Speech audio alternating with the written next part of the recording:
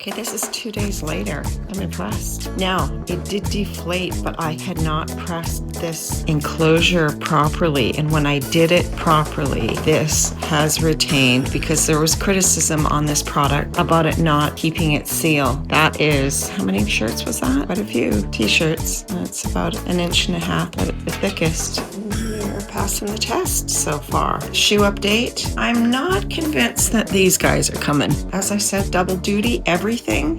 Going with a few things. I'm not sure you're worth the few inches that you are to pack. Jury's out on that. Even the dress, I could wear a lot of these and just be fine.